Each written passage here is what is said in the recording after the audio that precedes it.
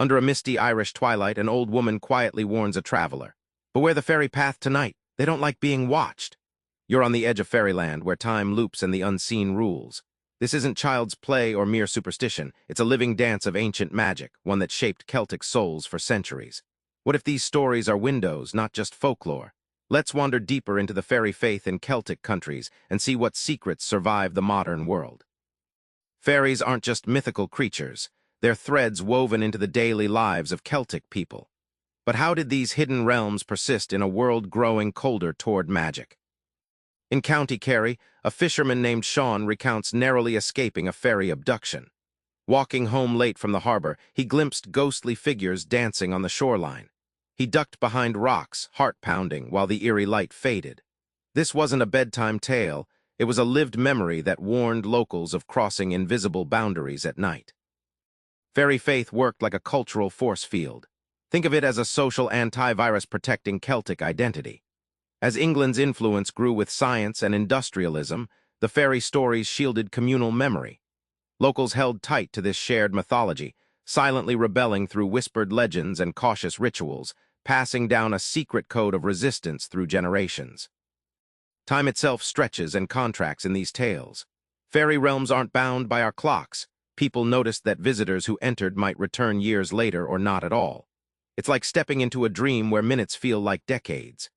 This elasticity of time reinforced a sense of something profoundly otherworldly, a reminder that the seen world isn't all there is. The fairy stories aren't just spooky tales. They reveal a worldview where magic is woven into the mundane. How did Celtic spirituality use this to shape daily life? In the Isle of Man, villagers avoid stepping on certain patches of grass, known as fairy rings. These aren't random spots, they mark fairy territory. Breaking this taboo can bring misfortune, like sudden illness or lost livestock. This everyday rule linked respect for nature with survival, showing how spiritual beliefs governed real-world actions with protective power. Fairy faith operated like an unseen legal system. There are strict protocols. You don't call out to fairies, you leave offerings, you never mock them. Imagine a silent contract between humans and the fae, a fragile treaty that maintained harmony. Break the rules and the world's balance falters. This invisible governance shaped community behavior as firmly as any written law. Small gestures mattered immensely. Leaving a bowl of milk at the doorstep or walking around a fairy glen 3 times weren't just superstitions. They were keys unlocking goodwill. These tiny rituals opened spiritual doors, creating everyday moments where the natural and supernatural touched. It's a powerful reminder. Magic often lives in small, consistent acts.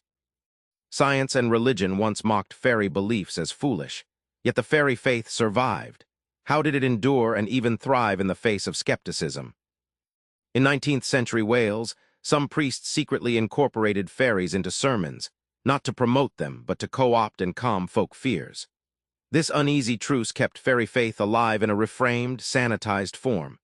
It was like a parent carefully steering a wild child, keeping the magic present but sidelined, preserving its echoes under religious oversight rather than eradicating it. Many fairy stories are more than fantasy. They encode survival wisdom. For example, tales warning of magical abductions often reflect real dangers like getting lost in fog or drowning. The mystical language cloaked practical advice, enabling communities to transmit crucial knowledge disguised as enchanting narratives. Think of it as an ancient encrypted message for safety. The 20th century saw a Celtic cultural revival, turning fairy faith into a source of pride rather than shame. Artists, poets, and scholars reclaimed these stories as symbols of identity and resilience. It flipped the script. What was once mocked became a rallying cry to reconnect with ancestral roots, proving that forgotten magic can fuel modern empowerment. Remember Sean by the misty shore, heart racing as fairy lights flicker, a vivid reminder that these stories aren't just tales. The fairy faith threads through history, culture, and even your daily life if you look close. Try this. Next time you walk in a forest or along an old path, pause and respect the invisible boundary. Maybe leave a small offering, see what ancient magic still whispers to you. Subscribe for more book summaries like this one.